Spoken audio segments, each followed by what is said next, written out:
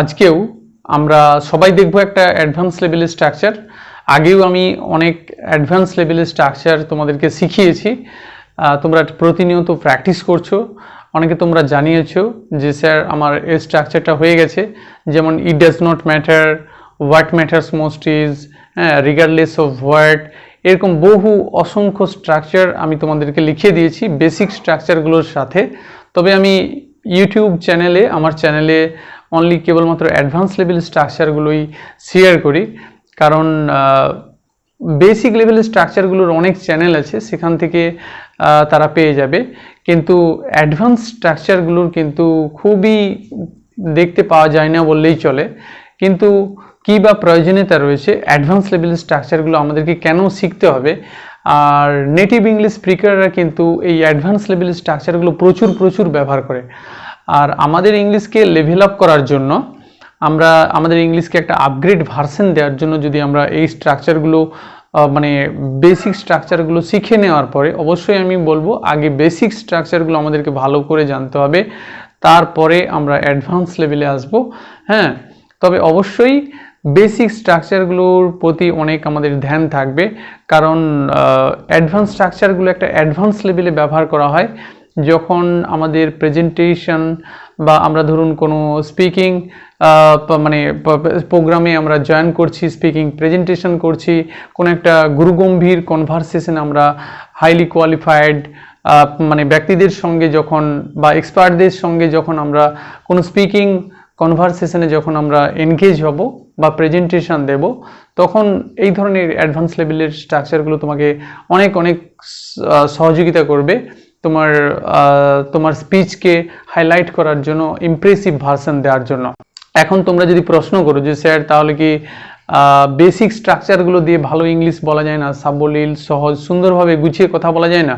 হ্যাঁ, বেসিক স্ট্রাকচারগুলো দিয়েও কিন্তু খুবই সুন্দরভাবে প্রেজেন্ট করা যায়। অ্যাকচুয়ালি মানে যেটা তোমাদেরকে মনে রাখতে হবে যে যা কিছু আমি বলছি যেন সেটা একটা মানে ওয়ে অফ এক্সপ্রেশন যেন স্পন্টানিটি মেনটেন করে, স্পন্টানিটি যেন সাস্টেন করতে পারো। হ্যাঁ, যেটা বলছো, যেটা এক্সপ্রেস করছো, হ্যাঁ, যা কিছু তুমি whatever things you express, you have to ensure it, whether you use it advanced level structure or simple structure, easy structure, common structure, you have to ensure that fact the people will understand your words, people will listen your words carefully what you express, right? তো এই ব্যাপারটা তোমাকে ensure করতে হবে। তাহলে তোমরা স্পোকেনের notebook খুলে নাও, আমরা একদিকে লিখতেও থাকবো এবং এই ক্লাসটা আমরা ভালো করে বুঝতে থাকবো যে এ ধরনের স্ট্রাকচারগুলো আমাদের ইংলিশকে কতটা লেভেল আপ করতে পারে। তো চলুন তাহলে কথা না বাড়িয়ে আমরা সরাসরি স্ট্রাকচারটার দিকে দেখে খেয়াল করুন বোর্ডের দিকে। এই যে উইদাউট এবং being plus V3 plus object, এইটা পুরোটাই ফ্রেজ। এই যে উইদাউট থেকে একেবারে অবজেক্ট পর্যন্ত এটা ফ্রেজ। আমরা জানি যে ফ্রেজে কখনো ফাইনাইট ভার্ব থাকে না, ফ্রেজে কখনো সাবজেক্ট থাকে না। ঠিক আছে, একটা ফ্রেজ প্রিপোজিশন দিয়ে শুরু হতে পারে, যেমন in view of, in Liu of, in front of, এরকম দিয়ে। ঠিক আছে, উইথ রিগার্ড টু, এরকম প্রিপোজিশন দিয়ে শুরু হতে পারে ফ্রেজ।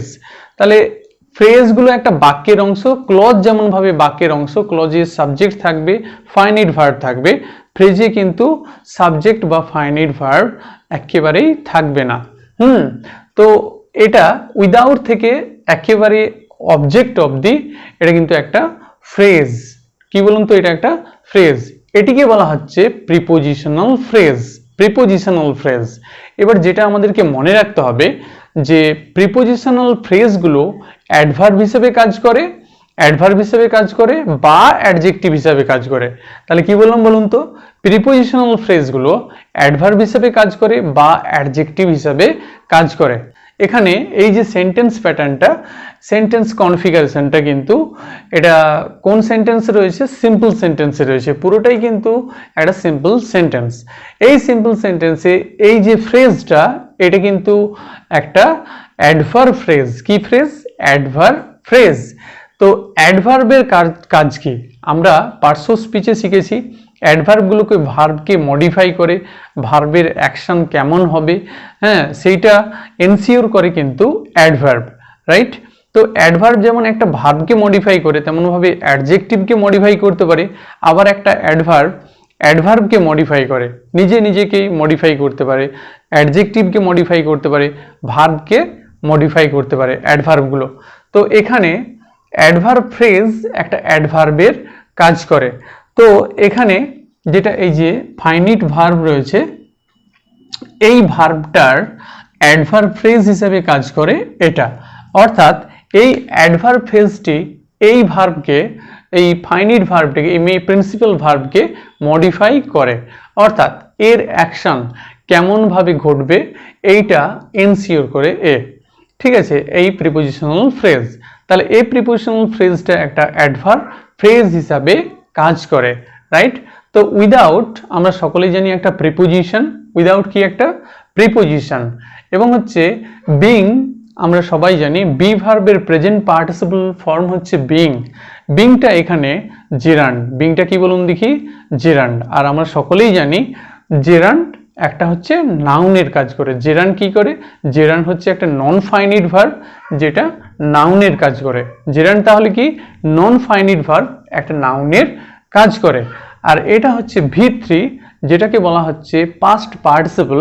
এখানে এটা অ্যাডজেক্টিভের কাজ করছে। কিসের কাজ করছে? অ্যাডজেক্টিভের কাজ করছে, রাইট? তাহলে আপনারা আশা করি বুঝে গেলেন যে, আর এই যে বিং আর হচ্ছে V3, এই যে বিং প্লাস হচ্ছে এই যে পাস্ট পার্টিসিপল, এটা জেরান্ড। এটা আগেই বলেছি যে বিংটা হচ্ছে জেরান্ড, আর এটা হচ্ছে পাস্ট পার্টিসিপল। এটাকে পুরোটাকেই বলা হচ্ছে জেরান্ড ফ্রেজ, পুরোটাকে বলা হচ্ছে জেরান্ড ফ্রেজ। পুরোটাকে কি বলা হচ্ছে বলুন তো? Gerund phrase. এখন আপনি প্রশ্ন করতেই পারেন যে স্যার, আমরা তো স্পোকেন শিখছি, তাহলে গ্রামার এত শিখে কি লাভ? দেখুন, কিছু কিছু আপনারা অনেকেই আছেন, এমন আছেন যারা গ্রামার সমেত আপনার স্পোকেন করতে চায় না। কারণ আমরা সবাই বলি যে স্পোকেনে অ্যাকচুয়ালি গ্রামার কোনো লাগে না। হ্যাঁ, ইংলিশ আমরা বলি, এই তুই ইংলিশ সাবজেক্টে কত পেয়েছিস? আমরা স্টুডেন্টকে জিজ্ঞেস করি যখন যে ইংলিশ সাবজেক্টে কত পেয়েছিস, আসলে আমরা ভুল বলি কথাটা। English is not a subject, English is a language. Like other languages in the world, English is also a language. So আপনি ইংলিশ ভাষাটাকে শেখার জন্য যে তার অ্যালফাবেট জানতে হবে এমনটা নয়, কিন্তু আপনার পাশে যদি এই ভাষার ইন্টারাকশন, এই ভাষায় কথা বলার যদি মানুষ থাকে, তাহলে আপনি তাদের সঙ্গে ইন্টারাক্ট এবং কমিউনিকেট করতে করতেই কিন্তু এই ভাষাটা, কথা বলতে বলতে আপনি এই ভাষাটা শিখে নিতে পারবেন। কিন্তু এই ইংলিশ ভাষাটা আমাদের, কিন্তু সমস্যা হলো এই জায়গায় আমাদের ক্ষেত্রে সেই সুযোগটা নেই। কারণ আমাদের চারপাশে এই ভাষাটায় কথা বলার মানুষজন কিন্তু আমরা খুঁজে পাই না। It's really very difficult to find anyone with hmm we can speak with in this language, right? So সেই জন্য আমাদেরকে এই ভাষাটাকে রপ্ত করার জন্য কাউকে খুঁজতে হয়। আর যখন পাই না, তখন আমাদেরকে নিজেদের সাথে কথা বলতে হয়, যেটাকে আমরা সেলফ টক বলি ইংলিশে, সেলফ টক। আর আপনি যখন সেলফ টক করবেন, তো তখন সেটা রিয়েল লাইফ স্পিকিং এক্সপিরিয়েন্স হবে না, সেটা রিয়েল লাইফ স্পিকিং মোড নয়। অর্থাৎ আপনি যখন সরাসরি কারোর সাথে কথা বলবেন, সেটাকে বলা হচ্ছে রিয়েল লাইফ স্পিকিং এক্সপিরিয়েন্স করবেন, ঠিক আছে? সেই সময় আপনার জড়তা বা আপনি কতটা স্পন্টানিটি মেনটেন করবেন, সেটা পরিস্থিতির সাপেক্ষে নির্ভর করবে আপনি যার সঙ্গে কথা বলবেন। কিন্তু আপনি যখন নিজে নিজে কথা বলবেন, তখন কিন্তু রিয়েল লাইফ স্পিকিং হবে না। আপনি সেলফ টক করতে পারেন নিজের ফ্লুয়েন্সি এনহ্যান্স করার জন্য, কিন্তু আপনি যদি 100% ফ্লুয়েন্সি পেতে চান, হ্যাঁ, তাহলে কিন্তু আপনাকে কোনো না কোনো ব্যক্তির সঙ্গে আপনাকে এই ভাষাটায় কথা বলতে হবে, তবেই কিন্তু আপনি এই ভাষাটায় এক্সপার্ট হয়ে উঠবেন। আর এককভাবে প্রেজেন্টেশন স্কিল, আপনি স্টেজে প্রেজেন্টেশন করছেন, অডিয়েন্সের সঙ্গে ইন্টারাক্ট করছেন, তো তার মাধ্যমেই কিন্তু 100% রিয়েল লাইফ স্পিকিং এক্সপিরিয়েন্স আপনি করতে পারবেন না, রাইট? তো আপনাকে যেটা করতে হবে, অবশ্যই আপনাকে কোনো না কোনো ব্যক্তির সঙ্গে, সে অনলাইনে কোনো টিউটার হতে পারে, কোনো শিক্ষক হতে পারে, বা আপনার কোনো বন্ধু হতে পারে, তো কোনো না কোনো সময়ে আপনার শেখার ফেজে, লার্নিং ফেজে অবশ্যই কিন্তু আপনাকে অন্যের সাথে স্পিকিং করতে হবে, তাহলেই আপনি কিন্তু রিয়েল লাইফ স্পিকিং মোড আপনি বুঝবেন, সেটার সেন্সটা বুঝতে পারবেন। তো তাহলে আমরা যে স্ট্রাকচারটা নিয়ে কথা বলছিলাম সেটা হলো এই যে উইদাউট একটা প্রিপোজিশন, বিংটা হচ্ছে এখানে জেরান্ড, উইদাউট তাহলে কি প্রিপোজিশন, বিংটা এখানে জেরান্ড, আর হচ্ছে ভার্ব এটা হচ্ছে V3 যেটা হচ্ছে পাস্ট পার্টিসিপল, এটা কিন্তু একটা অ্যাডজেক্টিভের কাজ করে। কিসের কাজ করে? অ্যাডজেক্টিভের কাজ করে। বিং প্লাস হচ্ছে এই যে পাস্ট পার্টিসিপল, এটাকে বলা হচ্ছে জেরান্ড ফ্রেজ। এটা কি? Gerund phrase. যেমন হচ্ছে being worried, being worried is not my concern, আসলে মানে দুশ্চিন্তাগ্রস্ত হওয়া, হ্যাঁ, এটা আমার উদ্বিগ্নতা নয়, ঠিক আছে। Being worried is not my concern, তাহলে এটা জেরান্ড ফ্রেজ। এটা কি ফ্রেজ? এটা কি আসলে নাউন। আর আমরা জানি নাউন কিসের কাজ করে? সাবজেক্টের কাজ করে। Being affected by others words is not my concern, being affected by others, এটা পুরোটাই কি ফ্রেজ? তাহলে একটা জেরান্ড ফ্রেজ বলা হয়েছে। কিন্তু এই জেরান্ড ফ্রেজকে আসলে ক্যাপটিভেট করে নিচ্ছে এই যে উইদাউট প্রিপোজিশন, উইদাউট। তো প্রিপোজিশন এই জেরান্ড ফ্রেজকে মানে নিজের ছত্রছায়ায় রেখেছে এবং এই ফ্রেজটাকে নামকরণ করা হয়েছে, এই ফ্রেজটাকে উইদাউট প্রিপোজিশন দিয়ে তৈরি করা হয়েছে prepositional phrase, prepositional phrase, right? কিছুই নেই, তা ভয় পাবেন না, ঘাবড়াবেন না। যেটা বুঝতে হবে যে উইদাউট এখানে একটা প্রিপোজিশন, বিংটা হচ্ছে জেরান্ড, বিংটা একটা প্রেজেন্ট পার্টিসিপল যেটা এখানে জেরান্ড, জেরান্ড আমরা জানি সকলেই নাউন, এবং হচ্ছে এটা ভার্বাল পার্টিসিপল, যেটা একটা অ্যাডজেক্টিভের এখানে কাজ করছে। তো এবার চলুন তাহলে আমরা কতগুলো উদাহরণ দেখে নিই, তাহলেই আমরা বুঝতে পারবো যে আসলে এই স্ট্রাকচারটা কিভাবে আমরা ইংলিশে, বাংলা কথাগুলোকে কিভাবে আমরা ইংলিশে বানিয়ে ফেলতে পারি। এই যে দেখুন, আঘাত না পেয়ে, আর আরও একটা জিনিস যেটা আপনাকে মনে রাখতে হবে যে উইদাউট বিং, উইদাউট মানে হচ্ছে ছাড়া, উইদাউট মানে কি? ছাড়া, অর্থাৎ মানে না প্রাপ্ত হওয়া, উইদাউট। যেমন হচ্ছে without newspaper we can't think our life, without internet we can't think our life. এবার আমরা কতগুলো বাংলা বাক্য দেখে নিচ্ছি যে বাক্যগুলোকে আমি এই স্ট্রাকচার লাগিয়ে ইংলিশটা এখানে লিখে রেখেছি। দেখুন, আঘাত না পেয়ে সে সত্যটা ফাঁস করেছিল, আঘাত না পেয়ে, তাহলে উইদাউট বিং মানে কি? না হয়ে, না প্রাপ্তি হয়ে বা না পেয়ে, এরকমটা আর কি। তাহলে উইদাউট বিং মানে হচ্ছে কি? না হয়ে বা হচ্ছে না পেয়ে, না প্রাপ্ত হয়ে, রাইট? তাহলে without being shocked, without being shocked, তাহলে আঘাত না পেয়ে। তাহলে দেখুন এখানে শকড আঘাতের জন্য আসছে, এখানে শকড, ঠিক আছে। আর হচ্ছে নার জন্য আসছে উইদাউট, আর বিং হচ্ছে পেয়ে। তাহলে without being shocked he disclosed the truth, without being shocked he disclosed the truth. তাহলে এখানে এই পুরোটা হচ্ছে উইদাউট থেকে শকড পর্যন্ত একটা প্রিপোজিশনাল ফ্রেজ, যেটা হচ্ছে অ্যাডভার্বের কাজ করে। আমি অলরেডি বলেছি যে একটা প্রিপোজিশনাল ফ্রেজ হয় সেটা অ্যাডভার্বের কাজ করে বা অ্যাডজেক্টিভের কাজ করছে, কিন্তু এখানে উইদাউট এই যে বিং দিয়ে যে স্ট্রাকচারটা, এখানে এই সেন্টেন্স ফরম্যাটটি কিন্তু এই ফ্রেজটি, এই প্রিপোজিশনাল ফ্রেজটি একটা অ্যাডভার্বের কাজ করে। কিসের কাজ করে? অ্যাডভার্বের কাজ করছে। যেমন হচ্ছে উইদাউট বিং শকড, না আঘাত পেয়ে সে কি করেছিল? ডিসক্লোজড করেছিল। তাহলে না আঘাত পেয়ে সে ফাঁস করে দিয়েছিল, ডিসক্লোজড, অর্থাৎ সে সবার সামনে প্রকাশ করে দিয়েছিল, ডিসক্লোজড। তাহলে এটা মেইন ভার্ব, তাই তো, ফাইনাইট ভার্ব। তো এই ফাইনাইট ভার্বকে মডিফাই করছে এই অ্যাডভার্ব, প্রিপোজিশনাল অ্যাডভার্ব ফ্রেজটি মডিফাই করছে, যে না আঘাত পেয়ে সে এটা করেছিল। তাহলে ভার্বের অ্যাকশনকে মডিফাই করছে এই প্রিপোজিশনাল ফ্রেজটি, কারোর দ্বারা প্রভাবিত না হয়ে। তাহলে দেখুন একইভাবে without being influenced by others he met me, without being influenced by others he met me. একইভাবে আমরা এই স্ট্রাকচারটা দিয়ে, আরেকটা দেখুন নাম্বার 3, আহত না হয়েই সে জ্বলন্ত বাড়ি থেকে পালিয়ে গিয়েছিল। আহত না হয়ে সে জ্বলন্ত বাড়ি থেকে পালিয়ে গিয়েছিল। তাহলে আহত না হয়ে without being injured he escaped from the burning house. Escaped from the burning house, without being injured he escaped from the burning house.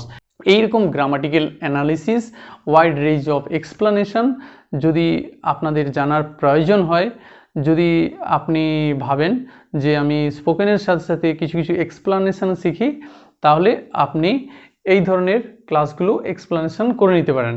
আর যদি না মনে করেন যে না আমার এক্সপ্লানেশন দরকার নেই, এত কিছু জানার দরকার নেই, আমি স্ট্রাকচারটাকে ভালোভাবে আমার স্পিকিং প্র্যাকটিসে আমি প্র্যাকটিস করব, তাহলে আপনারা সিম্পলি স্ট্রাকচারটা আপনার নোটবুকে তুলবেন এবং সেটা তুলে বেশ কয়েকটা নিজের মতো উদাহরণ তৈরি করবেন, এক্সাম্পল তৈরি করে আপনি সেটা স্পিকিংয়ে প্র্যাকটিস করবেন। And it will be the good approach of your learning. এটা সব থেকে ভালো কাজ করবে। তাহলে আরেকবার অ্যাট এ গ্লিমস আপনারা দেখে নিন যে without being plus participle object, subject verb object. Without এখানে প্রিপোজিশন, বিংটা একটা জেরান্ড, আর V3 এটা পাস্ট পার্টিসিপল যেটা অ্যাডজেক্টিভের কাজ করছে। তারপরে যদি কোনো আদার্স থাকে বা এক্সটেনশন, এই ফ্রেজের যদি কোনো এক্সটেনশন থাকে, আদার ইনফরমেশন থাকে এই রিলেটেড, এই জেরান্ড ফ্রেজ রিলেটেড যদি কোনো ইনফরমেশন থাকে তাহলে আপনি দিতে পারেন। তারপরে থাকবে সাবজেক্ট ভার্ব অবজেক্ট, রাইট?